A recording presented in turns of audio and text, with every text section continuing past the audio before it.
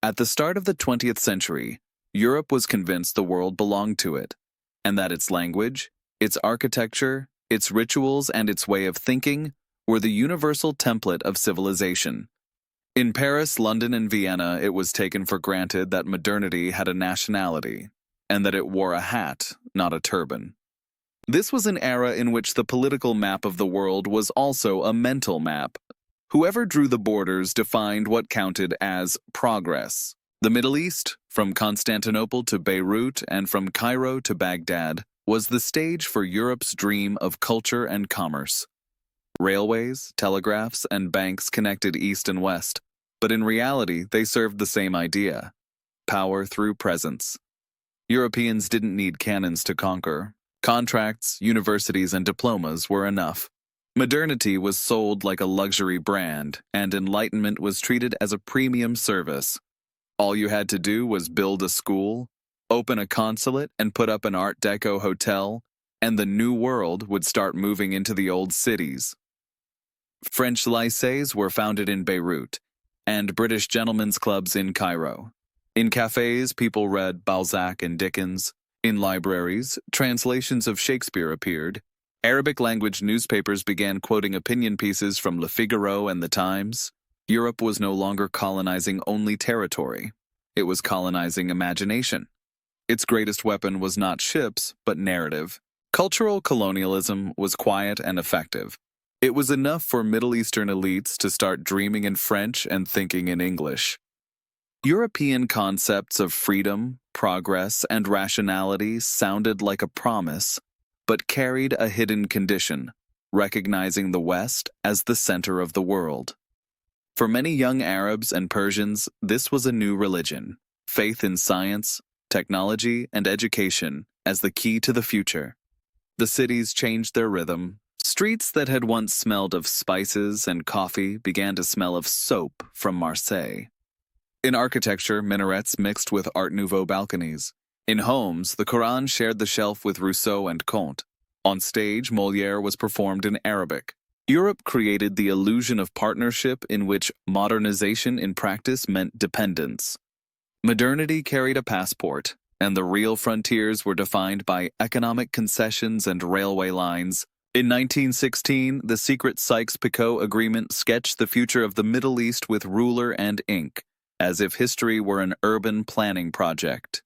Two European empires, Britain and France, divided the lands of the Ottoman Empire, turning sovereign regions into protectorates and spheres of influence.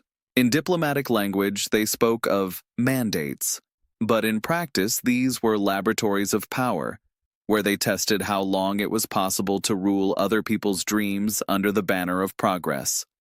Europe no longer needed colonies full of soldiers because it had mental colonies.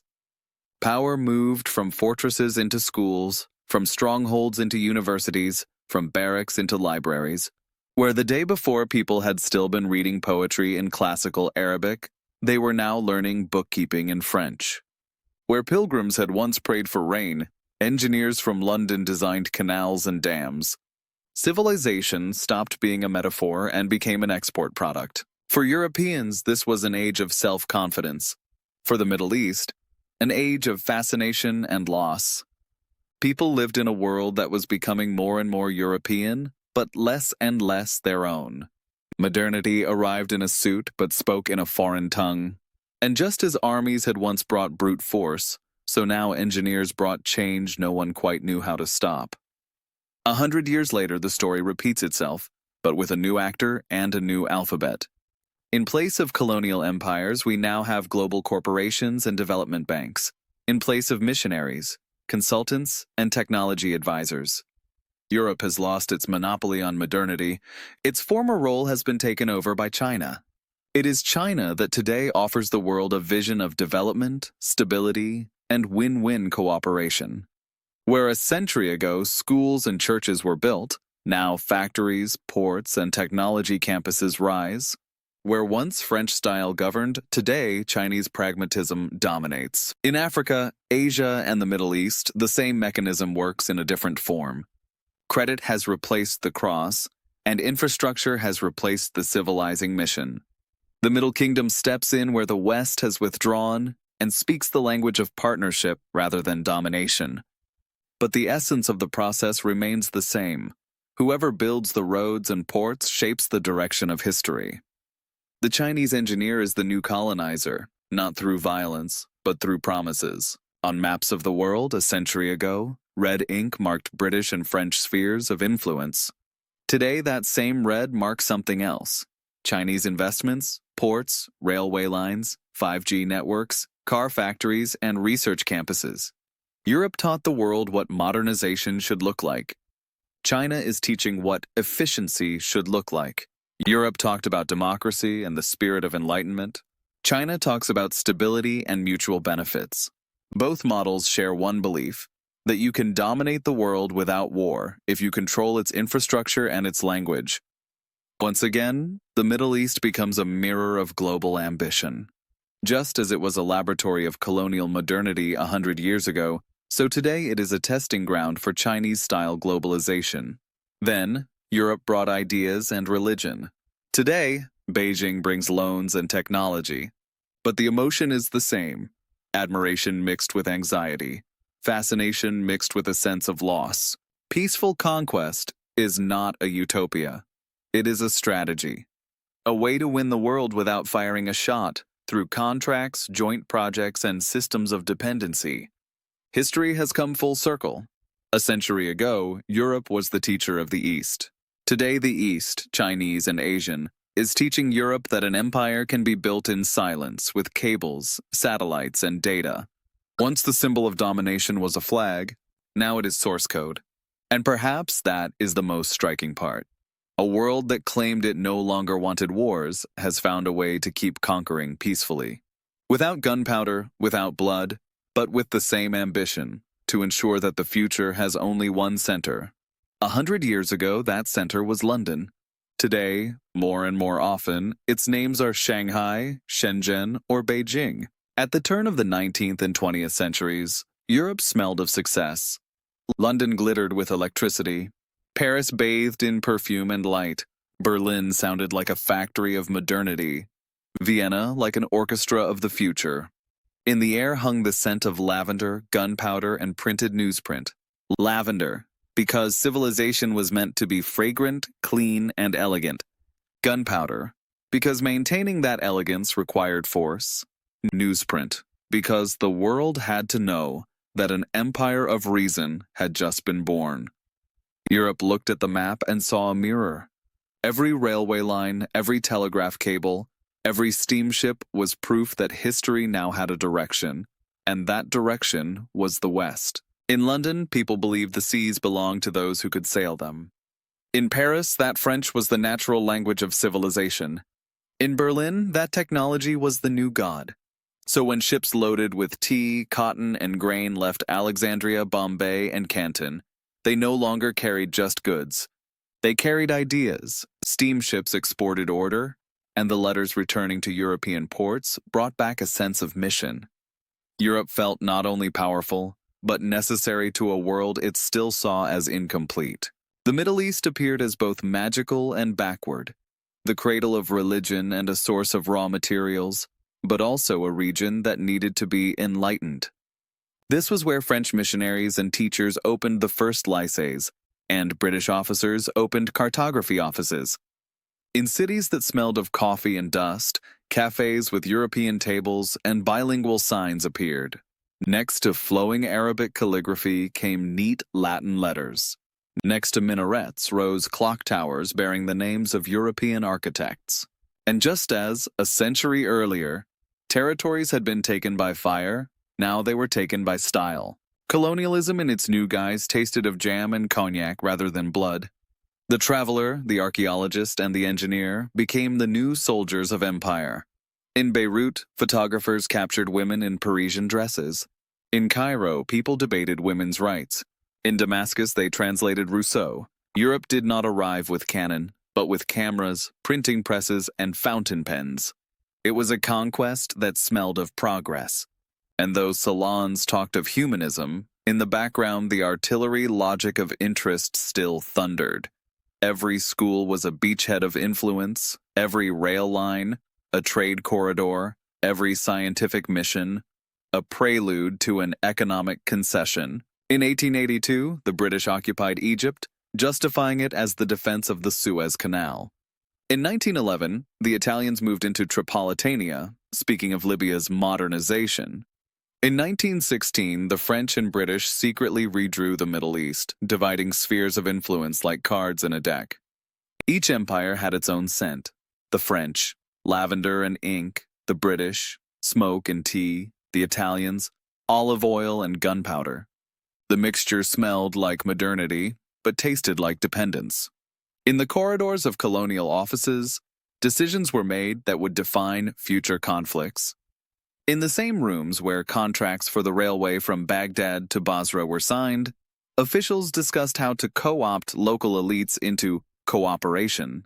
It was the economics of a smile and the geopolitics of a teacup. Within a decade, Europe had built in the East a world that looked like itself: modern, aesthetic, hierarchical. But beneath the lavender, the gunpowder smell never quite went away. Every tram in Cairo, every streetlight in Beirut, every newspaper printed in Jerusalem was a reminder that modernity had an owner. Arabs and Persians began to understand that European progress was a double-edged sword. It brought light, but demanded humility. The first questions appeared. Can you be modern without being European? Can you be free while using someone else's words? The empire that smelled of lavender was only half the truth. The other half was gunpowder, discreet, ever-present, necessary to keep the system in place. When uprisings in Egypt, Sudan, and Iraq tried to break free from that net, the response was violence in the name of civilization. Every bomb dropped from a British plane was wrapped in rhetoric of peace and stability. Europe did not want to admit that its order rested on fear. Instead, it spoke of mission. When officers returned to Paris or London, they told stories of bringing education and cleanliness to the world, not discipline and debt. But the economic reports were clearer. Ports, mines, and railways had to pay off, and they did, with interest. This was the first act of globalization, an imperial theater in which the actors played teachers and the students played subjects. In every cup of European tea in Alexandria, there was the hidden cost of lost sovereignty. In every European perfume bottle sold in Beirut, the scent of the illusion that you could belong to a world that did not want you as an equal. The empire that smelled of lavender and gunpowder did not last long, but it cast a long shadow. From its notes and aromas, the contemporary world was mixed, and today it returns in a new edition, in the form of Chinese loans, ports, and campuses. Every age has its own perfume, its slogans, and its empires, and each of them smells wonderful, until you realize that beneath the scent, the gunpowder is still there. In the imperial era, the map was a subtler weapon than the rifle. A line drawn on parchment could change the fate of millions faster than a battalion of infantry. Cartographers working in quiet offices in London, Paris, or St. Petersburg decided who would be a neighbor, who an enemy, and who a bargaining chip. The map was an act of will, not a simple reflection of reality. When officers and diplomats drew borders in the Middle East, they did not see deserts, oases, or tribes.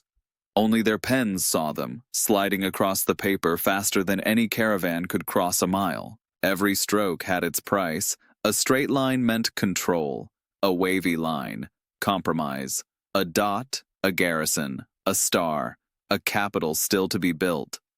When, in 1916, Mark Sykes and François-Georges Picot signed their secret deal to divide the Ottoman Empire, they believed they were creating a new world order.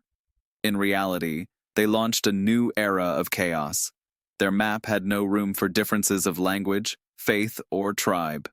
There were only colors, each standing for a sphere of influence. Syria was to be French, Iraq, British, Palestine shared. Arabia was to remain a margin, and the Persian Gulf, a gateway to oil and open sea. Future Turkey was a question mark. Persia, a borderland. Egypt, a starting point for controlling Suez. All this looked tidy and scientific, until ink became reality. until those lines were turned into frontiers cutting across villages, deserts, and sometimes even homes. In that world, the map was proof of civilization. Europeans believed that whoever could draw the world had a right to it. Drawing became an act of rule. The cartographer was no longer just a scholar, he was a politician with a compass. For the colonial powers, the map played the role that algorithms play today, a system that orders reality according to interest. And just as corporations now decide what we see online, empires then decided what could exist on the map. The Middle East was divided like a game board. The British took the Baghdad-Basra line to control oil and waterways. The French took Damascus and Beirut. They needed prestige. The Italians dreamed of Tripoli, the Germans of a railway from Berlin to the Persian Gulf, the Russians of a warm port in Istanbul. Every patch of desert had its strategic meaning, although few of those drawing it had ever set foot there. It was a map of imagination, sketched from ambition rather than geography. When Arabs, Kurds, Persians, and Turks began living within that cartography, the world they knew broke into rectangles. Old regions, networks of cities, caravans, and oases became nation-states. Every strip of sand now had a government, every border had a flag. Only identity could not keep up with the map. Borders created states, but not communities. Each of these countries was born with a wound, a border that cut across memory. The map became not just a tool of power, but a tool of forgetting. Lines on paper replaced oral histories. Cartographers wrote a new version of the world in which Europe was the center and the rest, the margin. Every new territory had its number, its name, its governor, like a file in an archive. The chaos of the desert was transformed into the order of the colonial office. At the same time, the idea of the modern state was taking shape. Bureaucracy became the religion of empires. The census, the map, the stamp, the decree. These were the four sacraments of modernity. Whoever had the map had power. Whoever had power decided who could be a citizen. In this way, a geographic division turned into a socio-economic one. The British officials who drew Iraq's borders had no idea they were planting an explosive device that would last a century. The map was also a tool of illusion. In European salons, the world was drawn in a way that looked logical and predictable. In reality, every state born from a ruler's edge was a ticking time bomb. Iraq bundled together Shia, Sunni, and Kurds. Syria, Christians, Alawites, and Sunnis. Lebanon, Muslims, and Maronites. They now shared a passport, but not a common memory. For the colonizers, this did not matter. They cared about resources and trade routes. Thus was born the first global infrastructure of interests. Instead of swords, contracts. Instead of battles, negotiations. Instead of blood, ink. Instead of walls, borders. It was all written onto maps that were supposed to look objective. In truth, they were declarations of power. For Europeans, cartography was a science. For the rest of the world, a sentence. Today, 100 years later, the map is again a tool of control. Only now it is digital. Satellites, data, trade networks, and transport corridors are the new lines of Sykes and Picot. Where borders were once drawn across desert, they are now drawn in virtual space. Whoever controls data flows controls the world. Back then it was cartographers in uniform. Today, it is engineers in suits. The map is still the same instrument, an elegant form of violence. It always looks neutral, always promises order, but in reality it locks people into boundaries they did not choose. And perhaps that is why modern empires so eagerly draw maps of influence. They know that a world drawn is a world tamed. When Europe realized that conquests were expensive and armies grew old, it invented a new kind of army, teachers. Education became the cheapest form of domination, and the school, a tool for shaping loyalty. Where forts had once been built, high schools now went up. Where garrisons had been stationed, classrooms with portraits of kings and maps of Europe appeared. In the colonial era, the textbook replaced the bayonet and chalk replaced gunpowder. It was enough to teach children a foreign language to make them think in foreign logic. In Lebanon, the first French lycées were established, elegant, with libraries and laboratories where students learned physics, literature, and manners. In Egypt, British schools introduced discipline and administrative structure. In Palestine, missionary institutes blended religion with economics. Each of these institutions was more than a school. It was a factory of worldview meant to produce a new elite, modern, European, grateful.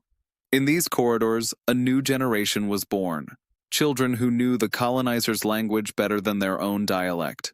Young Arabs and Persians recited Racine and Byron, knew table etiquette, but could no longer write classical Arabic with ease. Their identity became a mosaic in which the original colors faded. Teachers told them they were a bridge between two worlds. In practice, they became people of no world, too Western for the East, too Eastern for the West. This is how the first generation of colonial intellectuals emerged, educated but not sovereign. They believed that progress and freedom would come through knowledge, but did not see that the knowledge had been designed to never fully set them free. Colonial school curricula began history with Greece and ended it in Europe. Muslim science, Arab philosophy, Persian poetry, all were treated as footnotes. Students were taught that modernity had one source and one language. It was no coincidence that, in the same period, Europe was reforming its own education systems. Germany expanded its technical universities and engineering schools. France built its Grandes Écoles. Britain developed a network of colonial colleges. Education became a strategic export. Teachers and textbooks were sent abroad just as soldiers and traders once had been. The school became an embassy of ideas. In these classrooms, smelling of chalk and dust, future officials, doctors, translators, and bankers were molded, the people who would build local versions of the European world. The process was not one-sided. Middle Eastern elites wanted this education. For many families, sending a child to a French lycée in Beirut or an English school in Cairo was a symbol of upward mobility. It opened doors to careers in banking, administration, and the press. Europeans knew that raising a single generation of loyal graduates was enough to secure control over an entire society. There was no need to rule people directly. It was enough to rule their aspirations. Colonial schools had their rituals and hierarchies. The day began with a hymn in a foreign language, followed by prayer, history, grammar, literature, arithmetic, geography. Children learned that the world was ordered, and that at its top stood the nations that had invented progress. In their notebooks, straight lines tamed chaos. Language became an instrument of prestige. Every word written in French or English was a small victory over provinciality. But with the language came a way of seeing. European schools did not just teach how to speak, they taught how to look. In their textbooks, Africa and Asia were the backdrop, Europe, the hero. The West was the center of the story, everything else a footnote. It was a quiet process of cognitive colonization, in which children learned the world the way their teachers wanted it to be seen. They learned to see themselves through foreign eyes. Over time, this education started yielding unexpected fruit. Graduates of colonial schools became leaders of national movements. The same people who wore European suits and quoted Voltaire began to write about the freedom of Egypt, Syria, or Iraq. The paradox was that revolutions against colonialism were waged in the language of the colonizer. Freedom arrived via the grammar of a foreign tongue. Europe discovered that the school was a double-edged tool. It could produce loyalty, but also consciousness. The more people could read and write, the harder it became to maintain the illusion that the empire existed by popular gratitude. Colonial schooling, designed as an instrument of stability, became a seedbed of revolt. Knowledge turned out to be too powerful a commodity to be fully controlled, but the mechanism survived. Modern empires do the same thing, only more elegantly. Today they don't send missionaries, they send scholarship programs. They don't set up colonial schools, they create cultural institutes. They don't translate the Bible, they translate source code and user manuals. In the 21st century, China has understood how powerful education can be as a tool of influence. Its Confucius Institutes operate in over 100 countries, teaching language, calligraphy, history. Officially, they promote culture. In practice, they promote a way of thinking. Just as a teacher from Oxford once explained what democracy meant, today a lecturer from Beijing explains what stability means. In both cases, the goal is the same: to convince the world that development has the face of the benefactor. The school remains the most effective weapon of mass influence. Invisible, elegant, always offered in the tone of concern and care. Because you don't need to conquer people who think like you. You just need to teach them to think in your language.